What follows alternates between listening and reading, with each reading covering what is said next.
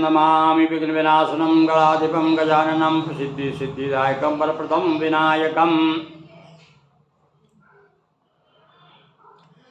ओम नमो भगवते महारुद्राय नमः। बंधुओं, आप श्रावण मास में भगवान शिव की कथा सुन रहे हैं, शिव पुराण की कथा सुन रहे हैं। भगवान गणेश का जन्म हो चुका है और अब देखिए एक प्रसंग और आता है। सब जानते हैं कि भैया ये कभी कभी क्या है, हमारे यहाँ भी ऐसी परंपरा आगे पीछे हो जाती है। मेरा भी स्वयं मेरे छोटे भाई का विवाह पहले हो गया था, कारणवश बाद में मेरा हुआ। तो ऐसे ही भगवान गणेश के साथ भी हुआ और कार्तिक के साथ हुआ। स्वामी कार्तिक रह गए और पहले गणेश जी का विवाह कर दिया। अब ये विवाह के प्रसंग पर एक बड़ी सुंदर बात है और इसमें इस प्रसंग में विशेष रूप से माता पिता का कितना महत्व है ये बताया गया है। अब हम लोग केवल कथा सुन करके इस कान से सुन के उधर से निकाल देते हैं। ये विशेष ध्यान देने की बात है कि जिनके माता पिता जीवित हैं वो इस कथा को जरूर सुने और देखिए कि हमारे यहाँ माता पिता को तो इस माँ को तो माँ ईश्वर के समान पदवी दी गई है। किंतु माने जब ना आदमी अहंकार में, मोह में, स्वार्थ में इतना पागल हो गया है कि आज माता पिता वृद्ध जो हैं मारे मारे फिर रहे हैं। अधिकांश हम देखते हैं, सुनते हैं, हृदय में बड़ा दुख होता है कि हमारा इतना अच्छा धर्म है, सनातन धर्म में, और शुरू से ही बचपन से ही सारी शिक्षाएं दी जा रही है, पर कहीं न कहीं हमारी कमी रह गई है। अब वो कमी अब पूरी करते हैं भाई हम। तो जो भी सुन रहे हैं वो कम से कम इन चर्चाएं करें इस प्रकार की, देखो हमारे यहाँ पर ऐसी ऐसी कथाएं, और कथाएं जो है यदि इसके आधार पर हम चलेंगे तो हमारी व्यथाएं दूर हो जाएंगी। तो सुनिए, अब गणेश जी द्वारा माता पिता का महत्व बतलाया गया है, वो कथा सुनिए।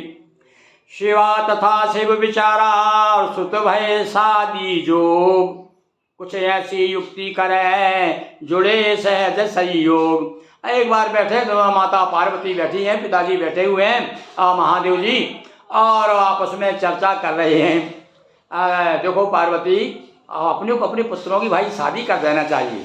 भाई हमारे यहाँ विवाह का तो समझ लेना इतना बड़ा महत्व है कि मरते मरते भी आदमी कहता है कि मैं अपने नाती की शादी देख लूँ, केवल बहू आ जाए मेरे घर में, बहू देख लूँ। बहू चाहे भले पानी न दे पर घर में बहू आ जाए, ये बड़ी आकांक्षा है ग्रस्त की होती है कि घर में बेटा की बहू आ जाए, फिर बेटा के यहाँ पोता हो जाए तब मरूं। तो इस प्रकार से अब दोनों बैठे हुए हैं भाई, और ग्रस्त आश्रम की बात है कि भाई बच्चों को शादी करना चाहिए, योग हो गए हैं। तो अपने पास बुला दो भाई, से शादी की बात चलाई। हाँ भाई देखो, ये बात बताती है कि आज हमें भी बच्चों से कहना चाहिए। पहले तो आग मुँह से कर देते ही भाई बाप जान तय कर दी पिताजी ने, वहाँ पर बच्चों को ही मंजूर है। पर यहाँ तो लोगों को बताया है, बच्चों को बुला करके सलाह ले रहे हैं कि भाई तुम्हारा सलाह क्या है, हम तुम्हारा विवाह करना चाहते हैं। दोनों को सुझाव मन भाया लेकिन नौ विवाद भी आया।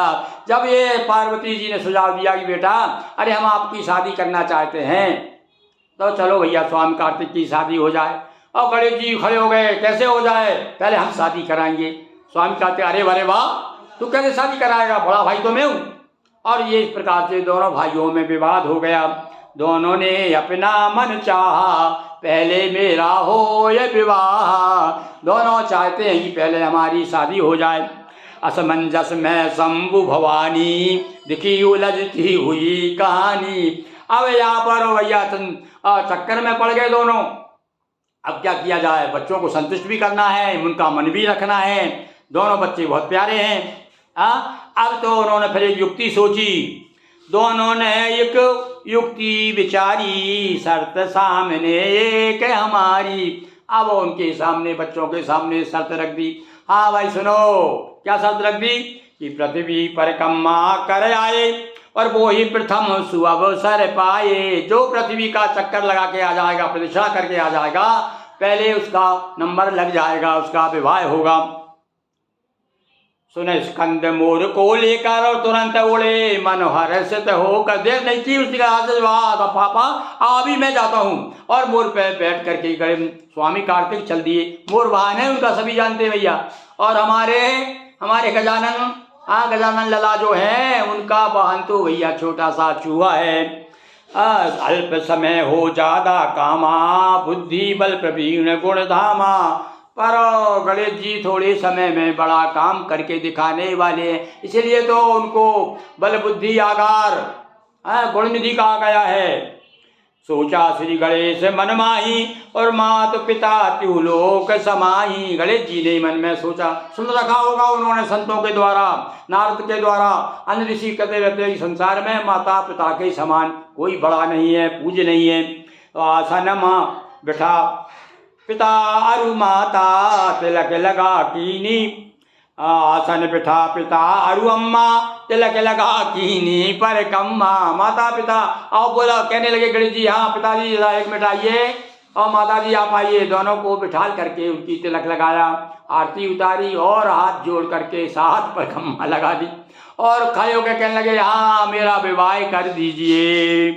मैं अपने से बड़ा कहा कीजिए शिव मन चाहा और करिए पहले मोर विवाह। पिताजी पहले मेरा विवाह करिए। शिव बोले बिन शर्त विवाह कैसे पूर्ण होए मन चाहा। अच्छा, हंसने लगे। शंकर जी कहते अच्छा बेटा शर्त पूरी हो गई, कैसे करते तुम्हारा, पहले शर्त पूरी करो भाई, जाओ परिक्रमा लगा के आओ। तो कहा गणेश धर्म बतलाता सधर्म रूप है पितु अरु माता। अब गणेश जी कहते हैं हाथ जोड़ करके, पिताजी मैंने सुना है, अरे आपके ही मुझे सुना है कि माता पिता धर्म के रूप होते हैं और शास्त्र तथा वेदों की वाणी परम सत्य होती कल्याणी। और माता पिता की करके पूजन और करता जो प्रतीक्षणा वह जन परिक्रमा का फल पा जाता, सब कुछ उसे सुलभ हो जाता। जो माता पिता की परिक्रमा करके और अपने विनय सुनाता है उसकी सारी मनोकामनाएं पूर्ण होती है। और वह समझ लीजिए उसने सब पूरी परिक्रमा, संसार की परिक्रमा कर ली, सारे जगत की परिक्रमा कर ली, जिसने माता पिता की परिक्रमा कर ली। एक सज्जन हमें बता रहे थे कि भैया आप परिक्रमा नर्मदा परिक्रमा जाने की जरूरत नहीं है। बोले क्यों?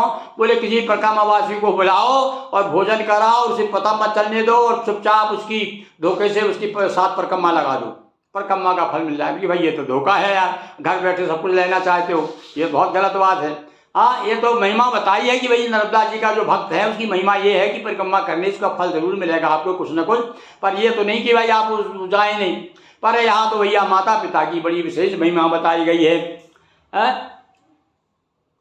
माता पिता बिन तीर्थ यात्रा समझे उसकी निष्फल यात्रा।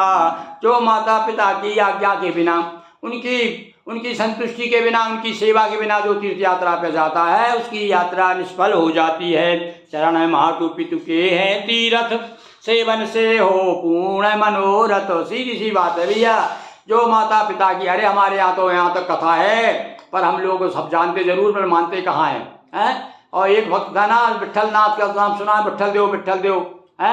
वो कौन भक्त था कि भगवान खड़े हैं सामने, बोले मैं आ गया हूँ भाई दर्शन देने, तो उन्होंने खड़े रहो मैं माता पिता की सेवा कर रहा हूँ, और एक ईंट फेंक दी उन्होंने कि या इस पर खड़े हो जाइए, तो वहाँ खड़े रहे भगवान।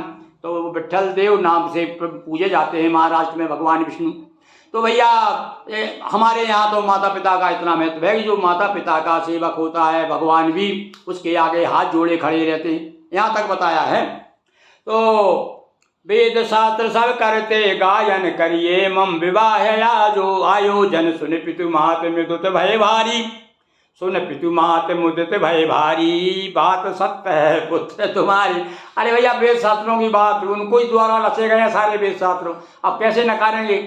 आप कहने लगे हाँ बेटा तेरी बात सत्य तो है, तू बड़ा चतुर है, बुद्धिमान है, अपने विवेक से तूने बहुत बड़ा काम अपनी बुद्धि से थोड़े समय में संपन्न कर लिया। विश्व रूप की दो कन्याएं और दोनों सिद्धि बुद्धि कहलाए। विश्व रूप नाम के जो देवता हैं और उनकी दो पुत्रियां थी सिद्धि बुद्धि, उसके साथ में बाम हाथ पिता ने शादी कर दी और श्री गणेश की झोली भर दी। गणेश जी प्रसन्न हो गए, पूरी मनोकामना हो गई, शादी कर दी। और भैया इस प्रकार बीते बहुकाला, इस प्रकार बीता बहुत साला और भाई गणेश के दो दो लाला। बहुत साल हो गए, बहुत काल बीत गया, तब तो अब देखिए शादी कब उनका पता नहीं है, स्वामी कार्तिक बेचारे मोर पर घूम रहे हैं और इधर शादी हो गई और एक एक के दो दो हो गए। देखिए गणेश जी के चार एक एक के दोनों के दो पुत्र हो गए, एक के लाभ और एक के चार नहीं, दो ही पुत्र हुए भाई है। ये भाई गणेश के दो दो लाला, यहाँ तो दो दो बताया, देखेंगे हम इसको। वैसे तो उनके बड़े प्रसिद्ध नाम है लाभ ज्येष्ठ पुत्र की सिद्धि माता, लाभ बुद्धि का पुत्र कहा था। हाँ भाई, दोनों के एक एक हुए, दोनों के दो हुए, ये कहने का अर्थ है हमारा यहाँ है। तो ज्येष्ठ पुत्र की सिद्धि नाम की जो श्रीमती थी गणेश जी की, उनके यहाँ पर लाभ हुआ और लाभ बुद्धि का पुत्र कहा था।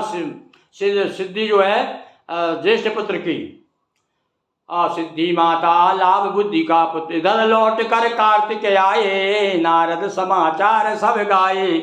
और इधर लौट करके जब कार्तिक जी आए, स्वामी कार्तिक लौटे, तो भैया कहते हैं आग लगाने में पहले नंबर है नारद जी। पहले पहुंच जाते हैं, रास्ते में मिल गए। और जो ही कार्तिक ने पूछा, कार्तिक रुके नहीं कैलासा, करने लगे कौंच परवासा। कौंच नाम के पर्वत पे चले गए जब नारद जी ने बताया कि तू कहाँ घूमता रहता है, तेरे साथ तो बेईमानी की है माता पिता ने, कहाँ गणेश की शादी कर दी, उसके पुत्र भी हो गए, बाल बच्चेदार हो गया वो, और तुम अभी कुंवारी घूम रहे हो। अब तो नाराज हो गए, उन्होंने कहा चलो मैं शादी ही नहीं कराऊंगा। नाराज होकर के कौंच पर्वत पे जाके चले गए। और जब पता चला इनको रहे जिंदगी भर ही कुंवारे, कठिन ब्रह्मचारी व्रत धारे, असह बिछोए हुआ जब भारी, सह न सकी गिरिजा में दारी। बहुत दिन हो गए, तो माँ की ममता है भैया, रहा नहीं गया पार्वती से, बार बार रोज चर्चा करती थी, चले अपन एक दिन चले ना, अपने बेटा को मना लाएं, बड़ा बड़ा जिद्दी है वो। अपने जैसा ही जिद्दी है वो भी। पार्वती भी कम जिद्दी थी भाई, क्या उन्होंने जो हट किया था तो हट पूरी की। तो भैया फिर बाद में क्या होता है, शिवले साथ गई सुत पासा, दोनों ने युवा की न निवासा। जाकर के माता पिता दोनों जब वहाँ जाकर के पहुँचते हैं, दक्षिण में भैया ये पर्वत, आओ वहाँ जा कुछ दिन रहे। और सबसे पहले वहाँ जाकर के एकदम से प्रकट नहीं हुए, क्योंकि गुस्सा नाराज बहुत थे वो, उन्होंने कहीं नाराज हो जाएंगे हमारे ऊपर। तो ये भीलनी का रूप धारण करके कुछ दिन सेवा की और बाद में अपने आप को प्रकट किया। तो क्या क्या बताया, मई माँ मल्लिका भवानी रूपा, अर्जुन वाचक शंभु स्वरूपा।